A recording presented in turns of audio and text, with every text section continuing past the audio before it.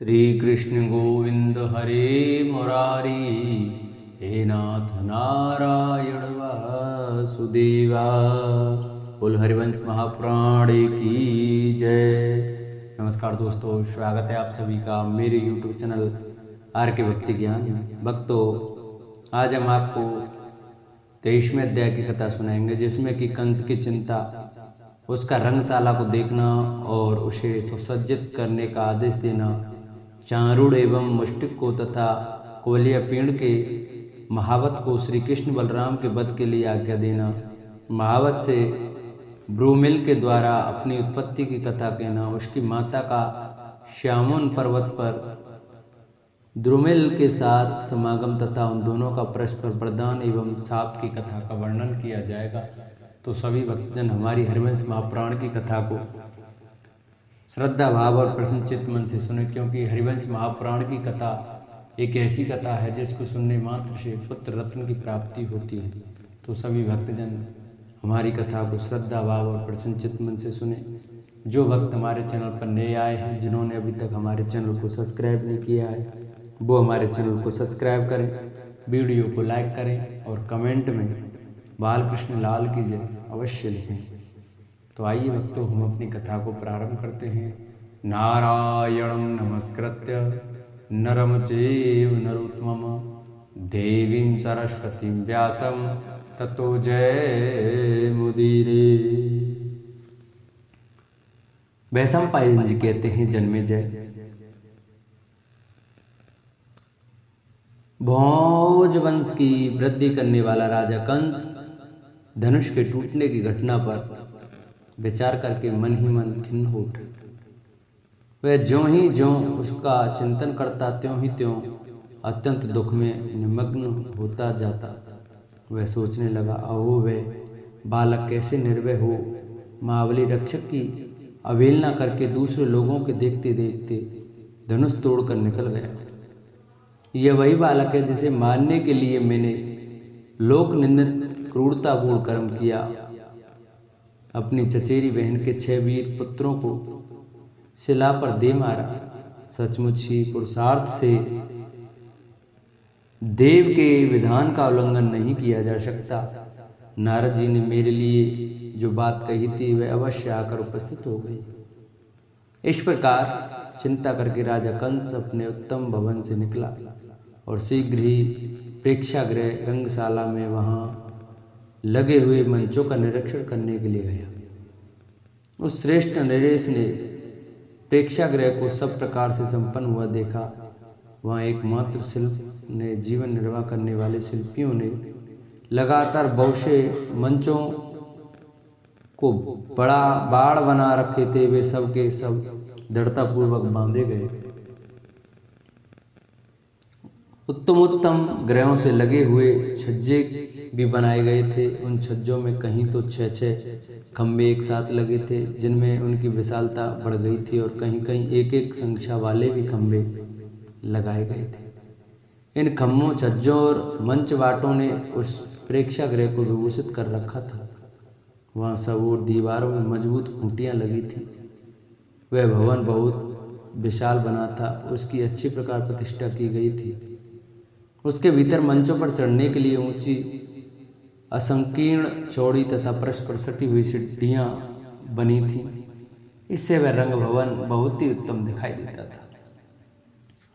वहां राजाओं के बैठने के लिए चारों ओर से आसन रखे गए थे। उस रंगशाला में सब ओर आने जाने के लिए बहुत से मार्ग थे। सारा भवन बहुसंख्यक वेदियों से व्याप्त था। उसमें मनुष्यों की बहुत बड़ी भीड़ को अपने भीतर सुगमता पूर्वक भर लेने की क्षमता थी। बुद्धिमान कंस ने उस रंग भवन को सब प्रकार से सजा हुआ देख कार्यकर्ताओं को इस प्रकार आज्ञा दी, कल सवेरे यहाँ के मंच वाटों, छज्जों तथा गलियों को चित्रों, मालाओं और पताकाओं से सजा दिया जाए। सुगंधित जल छिड़ककर इन सब को सुवासित किया जाए, मनोहर रूप दिया जाए, मंचों पर सुंदर चांदनी बिछा दी जाए। अखाड़े में गौमय चूर्ण के अधिक से अधिक ढेर बिछा दिए जाएं, जिससे उनकी कमी न पड़े। जगह जगह शोभा के लिए सुंदर पर्दे लगा दिए जाएं। उनके अनुरूप खंभे खड़े किए जाएं जो भूमि में खूब गहराई तक गड़े हों। क्रम से पान कुंभ स्थापित किए जाएं, वे सब के सब जल का भार सह लेने में समर्थ हों। उन पर जलपूर्ण सोने के उत्तम घड़े रख दिए जाएं, उपहार की वस्तुएं भी एकत्रित की जाएं, घड़ों में रस भर कर रखे जाएं। मल्ल युद्धों के नियमों को जानने वाले लोग निमंत्रित किए जाएं। व्यवसायियों तथा कारीगरों को उनके अंगुओं सहित बुलाया जाए। मल्लों तथा प्रेक्षकों युद्ध में हार जीत के निर्णयों को ठीक समय से आने की आज्ञा दी जाए। रंगशाला में स्थापित किए गए मंचों की शोभा बढ़ाने के लिए उन्हें अच्छी तरह सजाया जाए। इस प्रकार रंगशाला को अच्छी तरह से सजाने की उत्तम व्यवस्था की जाए। आज्ञा देकर राजा कंस वहां से निकला और अपने महल में चला। वहां उसने अपने 2 मल्लों को बुलाया, एक तो अप्रीतम बलशाली चारूढ़ तथा दूसरा मुष्टिक। अपनी भुजाओं से सुशोभित होने वाले वे दोनों महापराक्रमी बलशाली मल्ल कंस की आज्ञा सिरोधार करके बड़े हर्ष के साथ उसके भवन में प्रविष्ट हुए। उन दोनों विश्वविख्यात पहलवानों को अपने समीप आया देख राजा कंस ने यह युक्त वचन कहा, तुम दोनों मेरे दरबार के विख्यात मल्ल हो और वीरध्वज शौर्य सूचक सम्मान चिन्ह प्राप्त करके मल्लों में उच्चतम स्थान पर प्रतिष्ठित हुए हो। तुम दोनों मेरे द्वारा विशेष सत्कार पाने योग्य रहे हो, इसलिए मैंने सदा ही तुम्हारा यथोचित सम्मान किया है। अतः यदि तुम्हें मुझसे प्राप्त हुए सत्कारों का स्मरण है, मेरे द्वारा किए गए उपकार और सद्व्यवहार भूले नहीं हैं, तो आज तुम दोनों को अपने तेज बल पराक्रम से मेरा एक महान कार्य सिद्ध करना होगा। ये जो मेरे ब्रज में पले हुए संकर्षण और कृष्ण नामक 2 ग्वाले हैं, बालक होने पर भी परिश्रम को जीत चुके हैं, कभी थकते नहीं हैं। ये दोनों बनेचर जब अखाड़े में उतरकर युद्ध के समय तुमसे लड़ने लगे, तब तुम दोनों उन्हें नीचे गिराते ही शीघ्र मार डालना। इसमें कोई संशय नहीं मानना चाहिए, ये चंचल बालक हैं, इन्हें युद्ध की शिक्षा नहीं मिली है। सर्वथा ऐसा समझकर तुम उन दोनों की अवहेलना न करना। तुम्हें उन्हें मार डालने के लिए पूरा यत्न करना ही चाहिए। यदि रंग स्थल के समीप युद्ध में वे दोनों गोप बालक मार डाले जाएं, तो वर्तमान और भविष्य में मेरा कल्याण हो।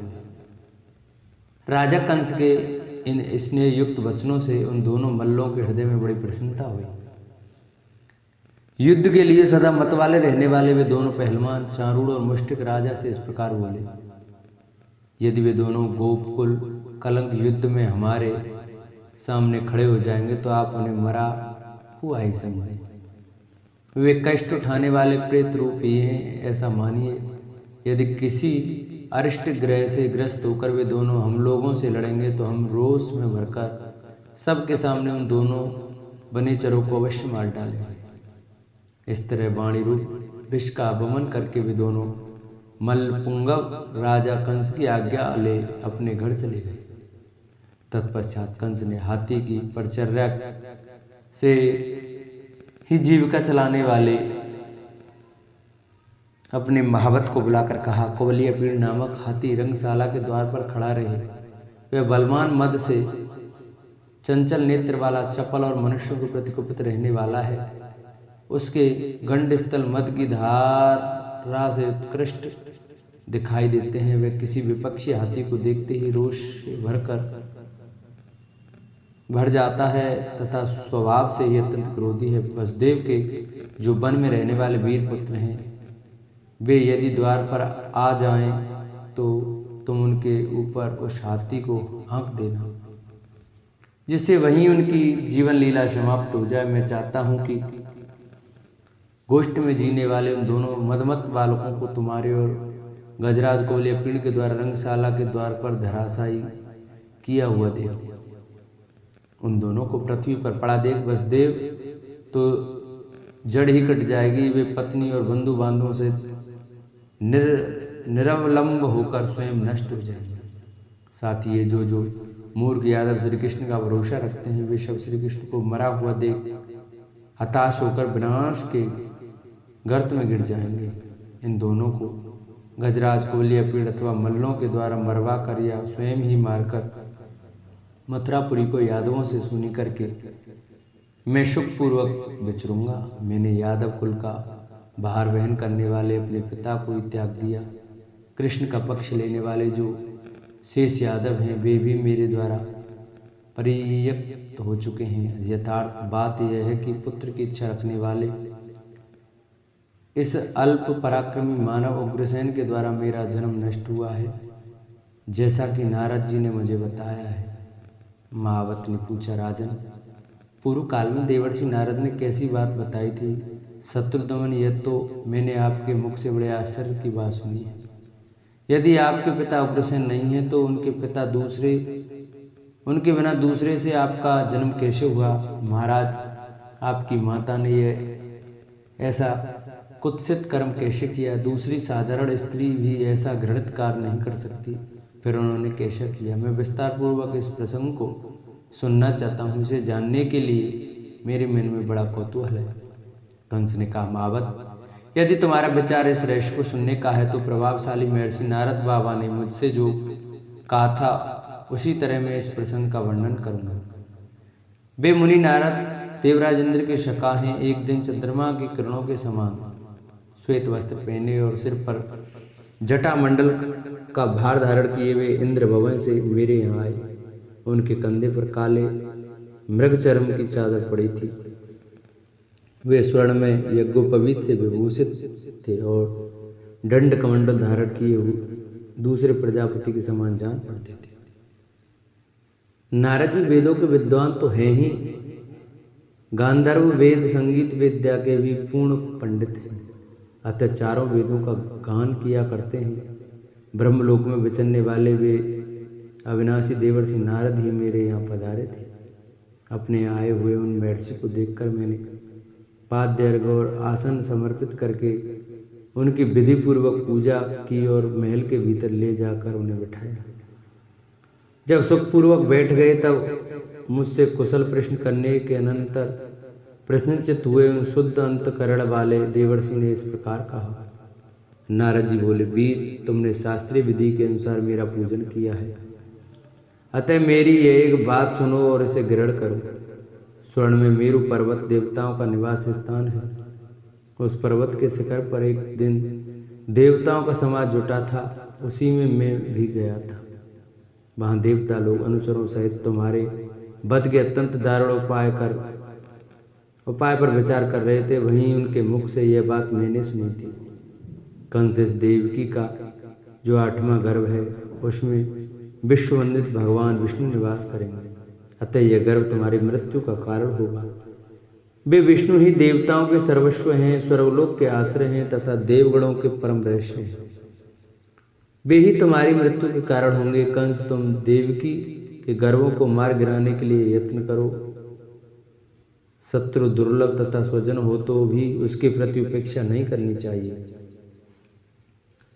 ये उग्रसेन तुम्हारे पिता नहीं है। सौभ्यमान का स्वामी, ओज और तेज से संपन्न महाबली द्रुमिल तुम्हारा पिता है। नारद जी की यह बात सुनकर मुझे कुछ रोष आ गया। मैंने पुनः पूछा, ब्राह्मण, द्रुमिल नामक दानव किस तरह मेरा पिता हुआ?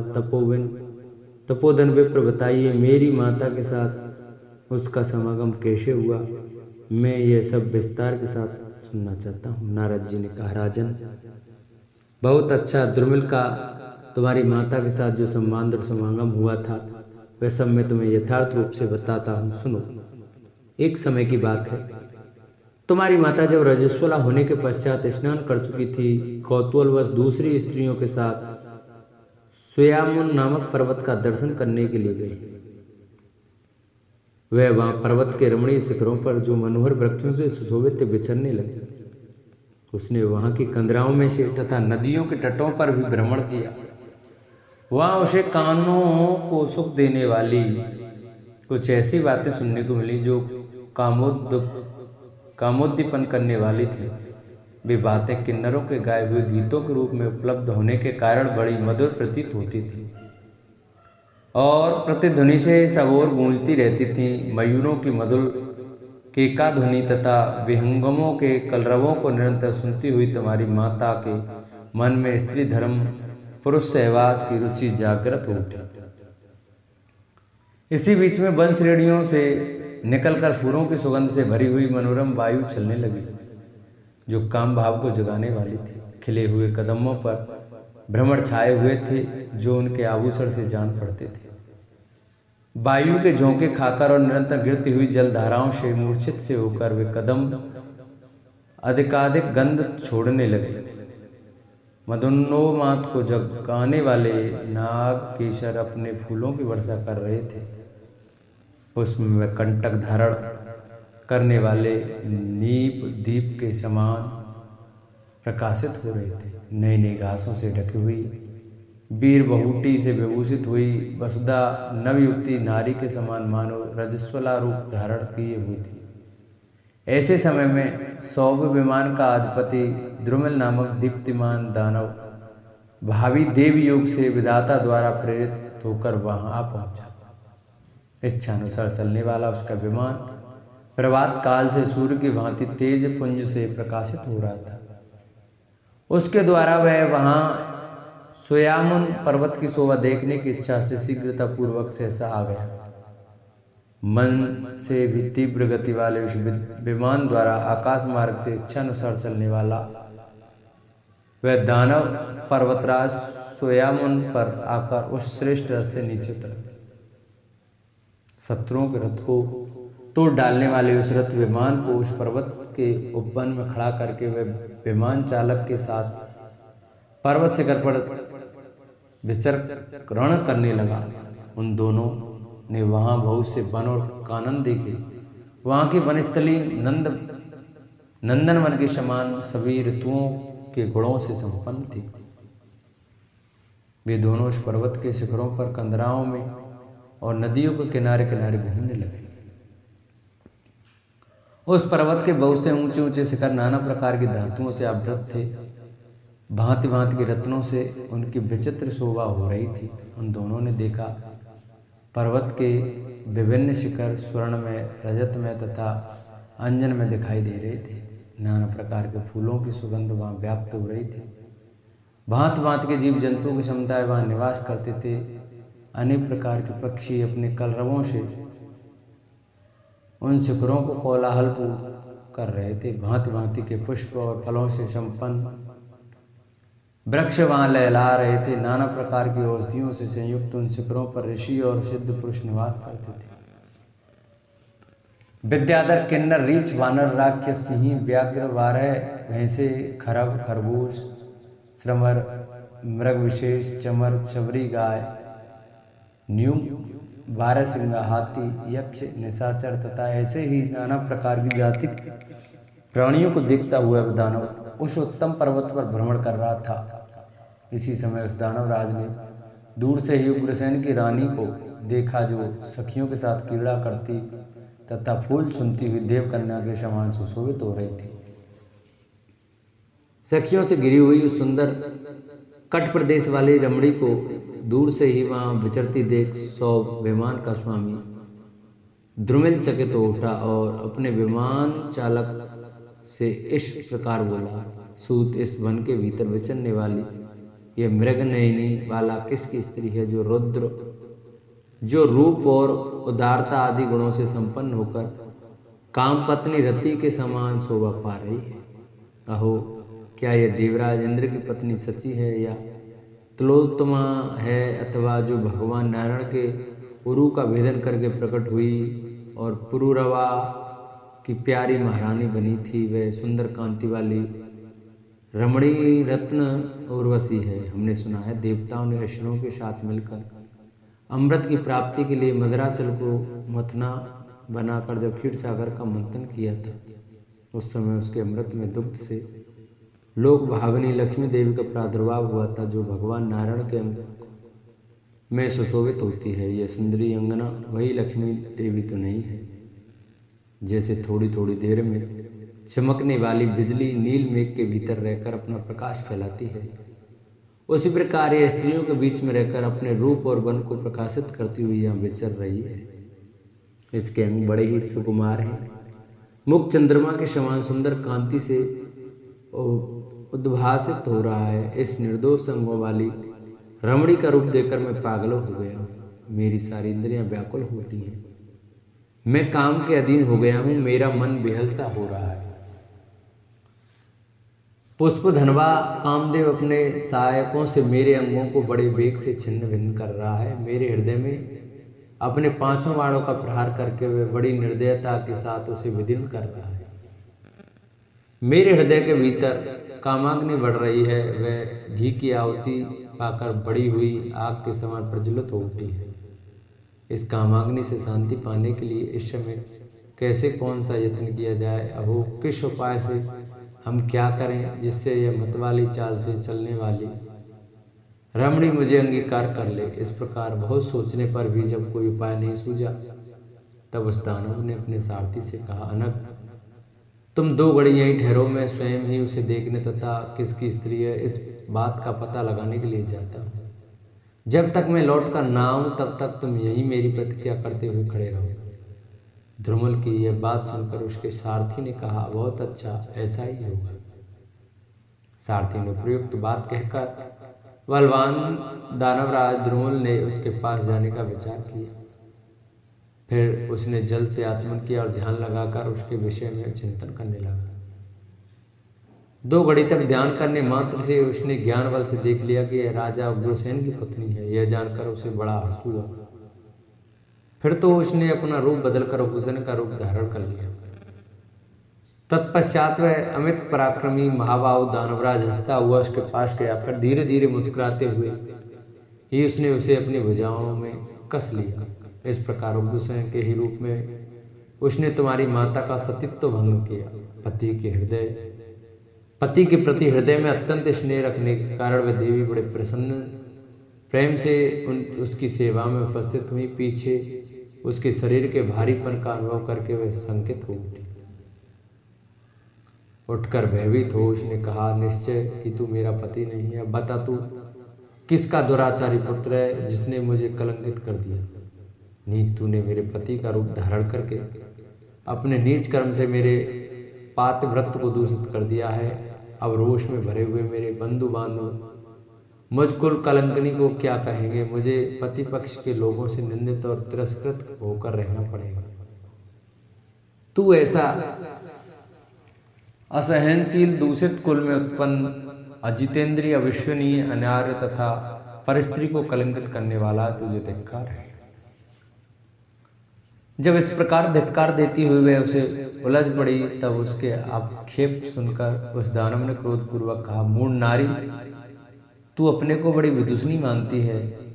अरे, मैं 100 विमान का अधिपति ओजस्वी दानव ध्रुमल हूँ। तू मृत्यु के वश में रहने वाले तुच्छ मानव पति का आश्रय लेकर रोषपूर्वक मेरे ऊपर आक्षेप क्यों करती है?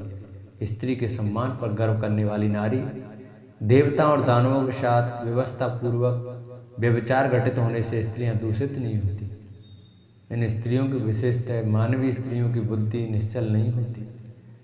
सुनने में आता है कि बहुतेरी स्त्रियां व्यभिचार रूप दोष बन जाने पर भी अब चल पराक्रमी देवोपम पुत्रों की जननी हुई है। स्त्री जगत में एक तू ही तो बड़ी पति धर्म परायणा और दूत की धोई हुई शुद्ध सती है, जो अपने केश कलापों को कंपित करती हुई जो चाहती है बकती चली जा रही है। मत वाली स्त्री, तुमने जो मुझसे यह पूछा है कि कश्य तू किसका पुत्र है, इससे तुम्हें कंस नामक शत्रुनाशक पुत्र हुआ। यह सुनकर वे देवी पुनः रोष में भरकर उस वर की निंदा करने लगी और ढिड़ाई के साथ बात कहने वाले उस दानव से व्यथित होकर बोली, दुराचारी दानव, तेरे इस घृणित आचार को धिक्कार है जो तू संसार की सारी स्त्रियों की निंदा कर रहा है। माना कि जगत में नीच आचार विचार स्त्रियां भी हैं, परंतु पतिव्रताएं भी कम नहीं। कुलाधम, अरुंधति आदि जो पतिव्रता स्त्रियां सुनी जाती हैं, उनका स्मरण कर जिन्होंने समस्त प्रजाओं तथा संपूर्ण लोकों को अपने सतीत्व के बल से ही धारण किया है। तूने जो मुझे सदाचार नाशक पुत्र प्रदान किया है, इसके प्रति मेरे मन में अधिक आदर नहीं है। इस विषय में मैं जो कुछ कहती हूँ उसे सुन ले। नीच अब मेरे पति के कुल में परम पुरुष परमेश्वर अवतार लेंगे, जो तेरी तथा तूने जो पुत्र दिया है उसकी भी मृत्यु के कारण होंगे। उसके ऐसा कहने पर द्रुमल उसी अनुपम गति वाले दिव्य विमान पर पुनः आकाश को ही चला गया। तुम्हारी माता अत्यंत दीन होकर उसी दिन मथुरापुरी को चलेगी। महावत मुझसे इस प्रकार कहकर मुनिश्रेष्ठ भगवान नारद अपने तपोबल से प्रकाशित तथा साक्षात अग्नि के समान देदीप्यमान हो 7 स्वरों की मूर्छना का विस्तार करने वाली वीणा बजाते और गाते हुए लक्ष्यवीथी अथवा अलक्ष्यवीथी देवयान मार्ग से ब्रह्मा जी के पास चले। महावत मेरी ये बात सुनो और समझो। तीनों लोकों की बातें जानने वाले बुद्धिमान नारद ने सब कुछ ठीक ही कहा था, अधिक कहने की क्या आवश्यकता है। बलवीर नय विनय प्रणाम प्रमाण शक्ति तेज पराक्रम सत्य और दान के द्वारा मेरी समानता करने वाला दूसरा कोई पुरुष नहीं है। महावत अपने को सर्वथा इन गुणों से युक्त समझकर मैं नारद जी की बात पर श्रद्धा करता हूँ। इसमें संदेह नहीं, यज्ञ में अग्रसेन का खेत्रज पुत्र ही हूँ। माता पिता तो मुझे त्याग ही दिया है, मैं अपने तेज से ही इस सिंहासन पर बैठा हूँ। मेरे माता पिता तथा विशेषतः सभी बंधु बांधव मुझसे द्वेष रखते हैं। ये सभी यादव श्री कृष्ण के पक्ष में मिल गए हैं, अतः मैं इन दोनों गोपकुल कलंकों को हाथी के द्वारा मरवा कर इन यादवों का भी वध करवा डालूंगा। अतः महावत तुम जाओ, कुवल या पीड़ हाथी पर आरूढ़ हो, अंकुश भाला और तोमर लिए रंगशाला के द्वार पर दृढ़तापूर्वक डट जाओ, विलंब ना करो। इस प्रकार श्री हरिवंश महापुराण के अंतर्गत विष्णु परम कंस का वाक्य विषय नामक 23वां अध्याय पूरा हुआ। बोलो हरिवंश महापुराण की जय। जिन भक्तों को हमारी हरिवंश महापुराण की कथा अच्छी लगी हो वो हमारी वीडियो को ज़्यादा से ज़्यादा शेयर करें। चैनल को हमारे को सब्सक्राइब नहीं किया वो चैनल को सब्सक्राइब करें। वीडियो अच्छी लगे तो वीडियो को लाइक करें और कमेंट में बालकृष्ण लाल की अवश्य लिखें। कुल कृष्ण कन्हैया लाल की जय। बोलो हरिवंश महापुराण की जय। जय जय श्री राधे।